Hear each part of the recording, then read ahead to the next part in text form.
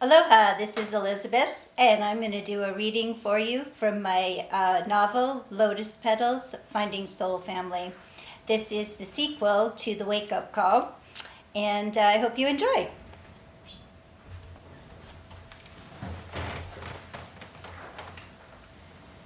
Lotus Petals, Finding Soul Family, a novel by Elizabeth Ann Fenton. That's me. Introduction. The story picks up with reality C, the C standing for consciousness, implying that within this linear reality on Earth, there is a deeper understanding of cosmic creation. The heroine, Lotus, understands that consciousness is more than having a cognitive function. It is a multidimensional awareness of the soul's sovereignty to draw from the cosmos. The second book in the trilogy tells the story of Lotus's family from each character's perception of current affairs and their struggles to accept each other's truth. Lotus is aware of the paradox of separation between those who understand unity consciousness and those who do not. She is led to believe that her role as a starseed is to build a bridge so that everyone will awaken to the law of one and unity consciousness. She discovers, however, that such a bridge is indeed a tool of separation. Finding Soul Family is a heart-opening journey into the universe of serving others and reuniting with the bliss of unconditional love and coming home to self. And here I quote Ralph Waldo Emerson from his Oversoul. We live in succession, in division, in parts, in particles. Meantime, within man is the soul of the whole, the wise silence, the universal beauty, to which every part and particle is equally related, the eternal one. Chapter 1. After hugs goodbye from Davis and Hannah, with promises to get together soon for a picnic, Lotus is alone with her mother, Kristen, and her godmother, Angela. Lotus has always felt comfortable calling both women Mom until today. I said I would stay for dinner tonight, but I think I'll head home. The channeling I did has given me a bit of a headache, Angela says. I know I asked you to channel, but I feel you might be a bit off this time, Kristen says, feeling something is amiss. Angela is about to object. Still, she knows there is no easy way to approach the subject, and she has just told her best friend, albeit through a channel, that she is an angel named Ariel. She comes from the star system Sirius, and her daughter Lotus is a starseed along with her new friend Hannah, but Kristen is not one of them. Indeed, she conveys that Kristen is but a mere mortal, whereas they are galactic titans. I know what I channel is a bit weird. I say what comes to me. It's not always literal, Angela says apologetically. Yes, that was unusual, as was the fact that you were flirting with my neighbor Davis when he showed up. The Angela I know would never even look at a man like that, let alone make plans for picnics on the North Shore, Kristen says, trying to point out that Angela is out of character. Well, the Kristen I know wouldn't be picking up man in a national park, Angela replies for a tit-for-tat tone. Mom, Lotus shouts, addressing them both. Please, don't be so mean to each other. Let's focus on the good things going on. A nuclear bomb has not destroyed Honolulu, and you both have met men who are of interest. I mean, seriously, get a grip.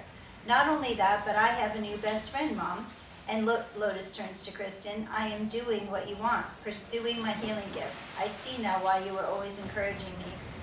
I don't want you to waste your gifts, Kristen says, putting the last lemonade glasses she washed back in the cupboard. However, I don't want you hanging out with that Hannah girl. Kristen wonders if Hannah is responsible for putting strange ideas in Lotus and Angela's heads. Kristen remembers the healing Lotus and Hannah were doing when she returned from her trip. The energy in the yoga studio was so unusual it made her dizzy. She remembered wanting to leave straight away and get away from it.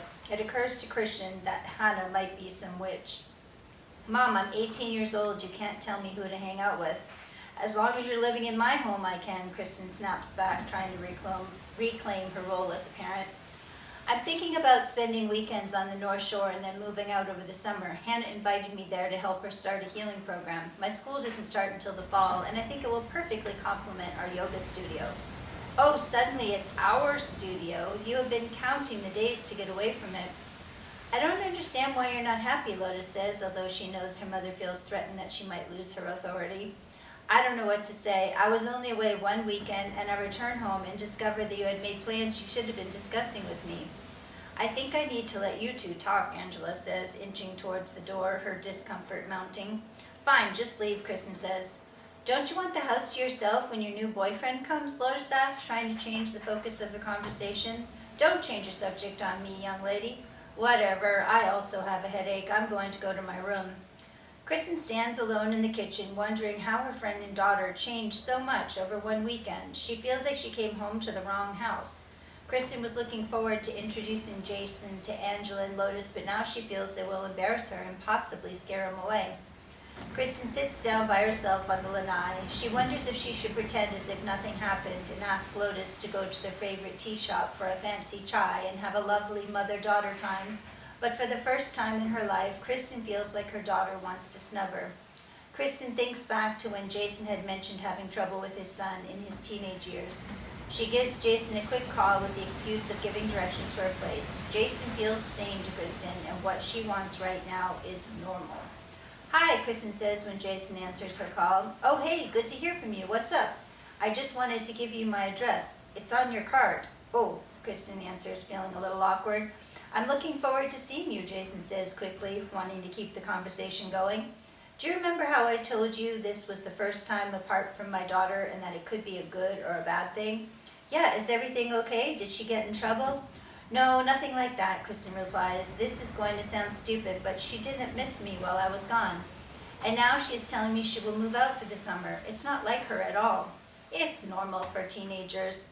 Kristen can't help but want to shout out that nothing is normal about her daughter right now, but she refrains and says, You're probably right, I'm overreacting. You're not overreacting. It's also normal for a mom to feel anxious when her kid starts to stretch their wings.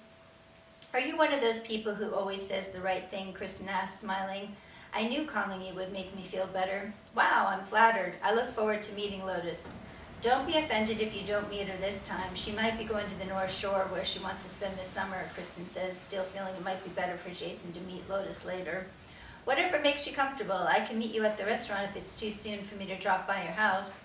That is not necessary. You'll be coming here for the yoga class. My studio is at my house. I'm letting you know because Lotus told me she has plans with a new friend. Oh, so did she start dating? No, it's not a boyfriend. It's my neighbor's daughter who is visiting from California. They hit it off and I'm just a little uncomfortable with the girl, but I'm probably making too big a deal about it. Thank you for listening to me. Anytime. I'll call you when I land tomorrow. Okay, have a good flight. Kristen decides she should apologize to Lotus before things gets worse. Lotus, she calls out as she gently knocks on her daughter's door. What's up, Mom? Would you like to get a chai with me? We could take a walk on the beach. Not now, Lotus answers. Look, I'm sorry what I said about Hannah. You were right. You were 18 and it's not my place to tell you who can be your friend. That's okay, Lotus replies, opening the door to face her mother. If you give Hannah a chance, you'll like her. She's a lot like Angela. I promise I'll give Hannah a chance. You should drive out and see the place yourself and get to know Hannah better. You could bring Jason, and Angela's going to be there visiting Davis. Yeah, we'll see how long that lasts. I cannot picture her with Davis for my life. Whatever, Lotus replies and gently closes her door. When Kristen enters the kitchen in the morning, she sees that Lotus has posted a note on the refrigerator, letting her mother know that she got a ride to the North Shore with Angela. Lotus told her mother she could reach her by cell phone.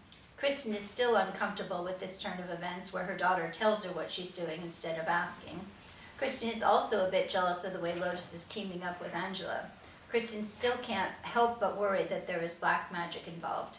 Kristen is about to call Lotus to check in on her when her cell phone beeps and she sees a new text from Jason. Just landed. I will pick up my car and be right over unless you want me to wait and come later. XO, Jason. No, come on over. I was about to make coffee, Kristen replies. She feels awkward about not returning the XO sign-off, but can't quite bring herself to add it. This is her first date in many years. Kristen feels the timing of the text is a sign that she should leave Lotus alone. Everything is going to work out, she thinks to herself. Kristen wants to convince herself that Lotus's behavior is completely normal. Before Jason arrives, Kristen prepares coffee in a French press and then pours it into a thermos so it will still be hot. Kristen hadn't expected Jason until dinner time, and she wasn't sure what to wear. Deciding to be casual, she selects a well-worn pair of jean cutoffs and a lavender peasant blouse. When Kristen answers the door, Jason smiles and he hands her a bouquet of lavender roses and white freesia. Thank you, Kristen answers, pointing to the flowers on her blouse. Lavender is my favorite color, and the freesia smells so wonderful. Jason leans in and kisses Kristen on the cheek as he enters the kitchen. Lavender is a good color for you. I never really liked the baby's breasts that come in prepared bouquets, so I decided to change it up with freesia. Good choice. I love the arrangement. Follow me on the lanai. There is a nice breeze this morning, Kristen says, putting the flowers on the kitchen counter and leading Jason to the lanai. Jason sits in a chair facing the garden and immediately notices the concrete bunker in Davis, the neighbor's yard. Kristen sees where Jason is looking and says, our neighbor Davis is a prepper. He built that concrete bunker after North Korea started doing missile tests. It created quite the juxtaposition in our garden view between peace and war. Wow, that is extreme, Davis. Did Davis go running in there after the false alarm message? Jason asked, remember what Kristen told him about the false alarm message while hiking in Volcano Park where they recently met. Davis is the one who sent it, Kristen says. No shit, really? A little paranoid or what? Yeah, I'm afraid he's going to scare the girls. Lotus is level-headed, but she's acting like a whole different person around Hannah, Davis's daughter. I'm afraid Hannah and her father are putting strange thoughts in Lotus's head. Oh geez, is the daughter a prepper as well? No, it's a long story that has to do with a psychic vision. I'll tell you later. I'm going to get the flowers in a vase. Would you like some coffee? I have a thermos of brew ready. Sounds intriguing. I'll have some coffee. Also, I brought some banana bread from the Big Island. I'll be right back. It's just out in the car. Davis brings the banana bread into the kitchen when he sees Kristen smelling the roses, which she has put in a green ceramic vase with the pink lotus painted on it. Nice vase, he says. My best friend Angela made it for me and brought it to the hospital when Lotus was born. I was debating whether I should have bought a vase, but I'm glad I didn't. The roses look perfect in that one. They do, don't they? Kristen answers, stepping back and taking a good look at the flowers. Angela was on a big pottery kick for a while. Christy hands him a matching plate. I have plates, bowls, mugs with the same design. Why don't you take the banana bread out on the lie and I will bring the coffee. If you have milk or creamer, I'll take that for my coffee. I'm afraid I only have almond milk, Kristen tells Jason as she pours the milk into his cup and puts the coffee in front of him. I'll try it, Jason answers, taking the mug. What do you think? Kristen asks after Jason takes a sip of the coffee with the almond milk. Truthfully, you don't like it, Kristen answers, judging by the expression on Jason's face. It's not bad, but I think I'm more of a cream in my coffee kind of guy. I'll take note of that, Kristen answers in a soft, we're getting to know each other way. I don't check into my hotel until the afternoon. I have a business lunch set up, but I was hoping either before or after the meeting I could shop for some appropriate clothing for the yoga class. Jessica looked online for me, and there's a Luliman shop near my hotel in Waikiki. They have yoga clothes for men. Would you be interested in coming with me? Luliman is pretty pricey. Oh, I know, but Luliman is manufactured in Canada and not China. Jessica tells me that their clothes are good, durable quality. Jason wants Kristen to know he's a conscientious consumer. You don't need to buy special clothes. You can wear sweats and a pair of shorts. I also have extra yoga mats, Kristen tells Jason. I realize that, but when I try something new, I like to gear up. It makes me feel like I'm making a commitment and gets me in the right mindset. It's kind of quirky, but I also only like to shop when I'm on holiday. It helps me appreciate my things more and always gives them a special memory. Kristen thinks about Jason's comment for a moment. That's kind of cool. Why don't we ditch the coffee here? You can for sure be a tourist shopper at Luliman in Waikiki, and then we can get coffee. I also know a perfect place to get chai. If you don't like Luliman, I can go later. No, you're fine. I think one of my students works there. It'll be good for me to network. I'll bring some flyers from my classes. Great, but I will finish this coffee. I appreciate you making it for me. Is Lotus home? I want to meet her. No, she left for the North Shore this morning before I got up. I think I mentioned that is where she's planning to spend the summer with her new friend. We could drive out there tomorrow and check it out. You'd probably feel better if you saw the place. Lotus did suggest I go to the North Shore as well. Maybe I'm the one who's not being reasonable. You're a caring mother. There is nothing unreasonable about that. Shall we go to Waikiki? I rented a convertible. You are doing the tourist thing, Kristen teases Jason. Well, yes, but I also thought it might be romantic to drive my date around in a convertible. I feel like I'm in some romantic movie. You'll have to make sure there's a good soundtrack on the stereo. Don't say that like it's a bad thing, Jason replies, feeling she might be mocking him. It's not. I'm just not used to it. I can be a real goofball. Just ask my kid. And I've received most of my dating advice from his girlfriend, Jessica, so I might act a little out of my age range. I think it's so sweet that you would take her advice. I only met her once, but I like her. Me too. I'm quite relieved because Sam's last serious girlfriend, for lack of a better word, was a real bitch. Kristen is taken aback by Jason's comment. That bad? Oh yeah, sorry. There's no other word to describe that woman, or at least no other word that is less offensive. Changing the subject, Kristen says, why don't you come to see my yoga studio? I'm going to gather some flyers to bring to Waikiki. Wow, this is beautiful space, Jason tells Kristen when she opens the sliding glass door and they enter. I was pleased with the way it turned out. I used to rent a studio downtown, but it got so expensive a few years ago that I decided to convert my garage space. Jason is impressed by Kristen's resourcefulness. Before meeting Jessica, he had thought people who did yoga were all flakes, but Jessica and Kristen are changing his mind. Jessica is planning to put a yurt on my property on the Big Island and use it for yoga retreats. Maybe you can give her some advice, Jason tells Kristen, thinking maybe she would like to use it as well. He hopes Kristen will visit him at his place on Hamakua Coast. He thinks if she doesn't fall in love with him, she will at least fall in love with the area. Jason is anxious to retire there, but nervous about being alone. He wants someone to grow old with, and he feels it might be Kristen.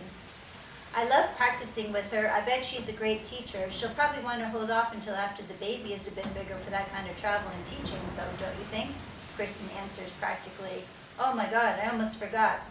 I want to go ahead and build the studio anyway. I have an excellent idea if the kids agree. The yurt's first use could be as a wedding tent, Jason says excitedly.